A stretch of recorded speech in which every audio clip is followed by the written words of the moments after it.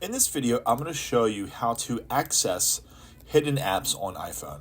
So to hide an app is a whole different topic. I do have a video on my channel about doing that, but if you want to access those hidden apps, it's very easy to do. So what you want to do is, everyone's got a home screen, so you can just keep on scrolling and keep on scrolling until you find your app library here. And at the very bottom, you're going to find what's called hidden.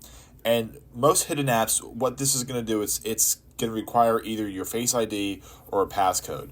So you can actually just click on hidden. It's going to automatically bring up your Face ID, and then it's going to show you the apps or app that are hidden. This is a really quick, easy way to access them. So if I were to scroll away from this and then scroll back onto it, it becomes hidden almost instantly. So you would have to tap it again.